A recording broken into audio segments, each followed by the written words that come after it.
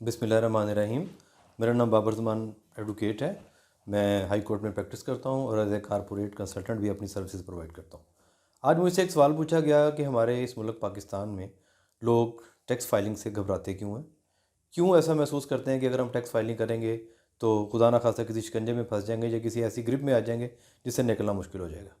तो ये मैं आज इस चैनल के तौर से ये बताना चाहता हूँ कि अगर इस बात को मैं थोड़ा सा वसीउल मानी में लेके जाऊँ या वसी तनाज़र में लेके जाऊँ, तो ये मैं बताना चाहता हूँ कि दुनिया के किसी भी कंट्री में ये तसव्वुर नहीं है, इस चीज़ का तसव्वुर करना मुहाल है कि कोई भी बंदा ये सोचे कि मैं अपनी मर्ज़ी से टैक्स फाइलिंग करूँ या ना करूँ।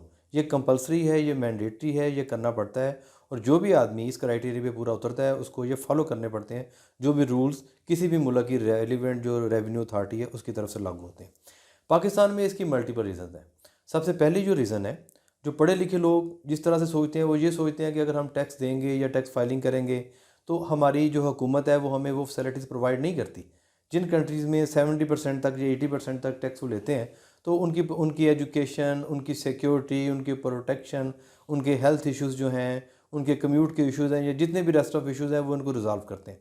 तो लोग कहते हैं कि ठीक है, हम अपनी आमदनी का 80% भी, 70% भी, 60% भी एज ए टैक्स हम देने को तैयार हैं, लेकिन उसके बदले में हमें आउटपुट मिलना चाहिए। सरकार को हमें वो सब कुछ देना चाहिए जिसके लिए हम टैक्सेस दे रहे हैं।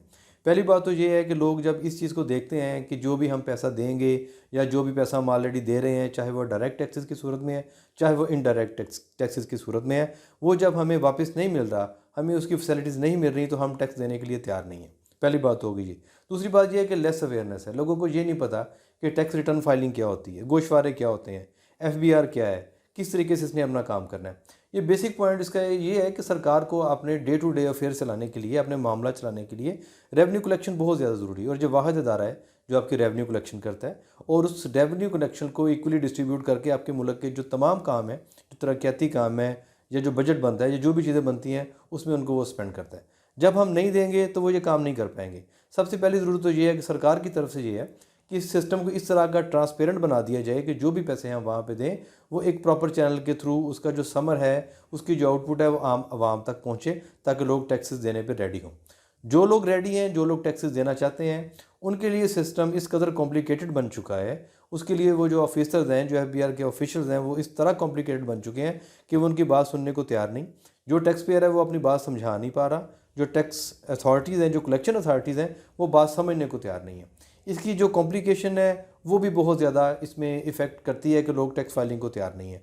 तीसरी बात यह है, कुछ ऐसे कंसल्टेंट हैं, ये FBR का जो कानून है वो इस तरह का कानून है कि जैसे हमारी एक्सपोर्ट ज़्यादा हुई, हमारी इंपोर्ट ज़्यादा हुई, किसी चीज़ को इंडस्ट्री को सब्सिडी देनी है, किसी से सब्सिडी वापस देनी है, तो रोज़ाना की बुनियाद पे SRO सर्कुलर्स ये आते रहते हैं। तो जो चीज़ें हैं वो इतनी जल्दी से चेंज होती हैं कि अगर कोई बंदा प्रॉपरली प्रोफेशनली ये काम नहीं कर रहा, तो वो ये मैनेज नहीं कर सकता कि वो लोगों की टैक्स फाइलिंग करे। वो एक स्टीरियोटिपिकल तरीके के साथ अपना काम करता है, जैसे वो आज से 5 साल, 10 साल, 15 साल पहले से करता आ रहा है और उसी तरीके को वो कैरी कर रहा है। तो उस तरीके के साथ जब किसी बंदे की टैक्स फाइलिंग की जाती है, उसका ऑडिट होता है, फिर ऑडिट से वो निपटना, चूँकि चीज़ें ऑलरेडी फाइलिंग के थ्रू ही मिसमैनेज हुई होती हैं, तो उनको काउंटर करना मुश्किल हो जाता है। लिहाजा लोग इन कॉम्प्लिकेशन से बचने के लिए वो कोशिश करते हैं कि हम टैक्स फाइलिंग ना करें।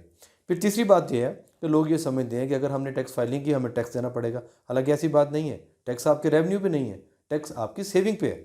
कि फ़र्ज़ करें आपने 10 मिलियन आपकी अर्निंग हुई है और आपकी 10 मिलियन ही आपके एक्सपेंसेस हुए हैं एक फाइनेंशियल ईयर में और आपके पास कुछ भी नहीं बचा, तो आप पे टैक्स नहीं है। आप साबित करें कि मेरा ठीक है कि 10 मिलियन मुझे इनकम हुई है और 10 मिलियन ही मेरे एक्सपेंसेस हैं और मैंने वो स्पेंड कर दिए, तो आप पे कोई टैक्स नहीं है। ये सर्टन स्लैब्स हैं, आप उनसे ऊपर जाते हैं फिर टैक्स होता है, फिर उससे और ऊपर जाते हैं तो प्रोग्रेसिव टैक्सेशन होती है, उसके मुताबिक आपको जमा करवाना पड़ता है। इस सारे सिस्टम में जो मिसकंसेप्शन है वो ज़्यादा हैं। जब तक लोगों को इसके बारे में एजुकेट नहीं किया जाएगा, जब तक सिस्टम को ट्रांसपेरेंट नहीं किया जाएगा, तो बेशक आप ज़बरदस्ती भी कर लें। अब FBR की पॉलिसी थोड़ी सी डिफरेंट है, थोड़ी सी स्ट्रिक्ट है। वो चाहता है कि हर बंदा टैक्स नेट में आए, लेकिन वो चीज़ों को आसान करने पे तैयार नहीं है।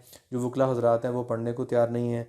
जो कंसल्टेंट हैं, जो क्वैक्स हैं इस महकमे के, वो अपना काम कर रहे हैं, ऑफिशियल्स काम कर रहे हैं।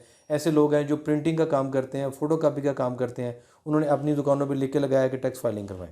लोग फिर ये करते हैं कि 500 रुपया, 1000 रुपया, 2000 रुपया, 5000 रुपये दे के उनसे टैक्स फाइलिंग करवाते हैं, लेकिन उसके जब रिजल्ट्स निकलते हैं तो ना सिर्फ उनको खुद को नुकसान होता है, बल्कि वो ऐसी बातें भी फिर मार्केट में फैलाते हैं कि आप टैक्स फाइलिंग ना करें। तो बात यह है कि ये जो सिस्टम है धीरे धीरे with the passage of time ये अपग्रेड होना है। लोगों को टैक्स फाइलिंग की तरफ आना है, लोगों ने टैक्स नेट में शामिल होना है, चाहे उनकी मर्ज़ी है चाहे उनकी नहीं। लिहाजा ये हमें दोनों सूरतों को, रियासत को भी और आवाम को भी अपने अपने फ़राइज़ का एहसास करना पड़ेगा कि रियासत को सारा सिस्टम ट्रांसपेरेंट करना पड़ेगा और आवाम को वेल अवेयर होना पड़ेगा कि हमने टैक्स फाइलिंग कैसे करवानी है और किस तरह करवानी है। तो जल्द ही ये सिस्टम चेंज हो जाएगा और ज़्यादा बेहतर हो जाएगा। Thank you very much.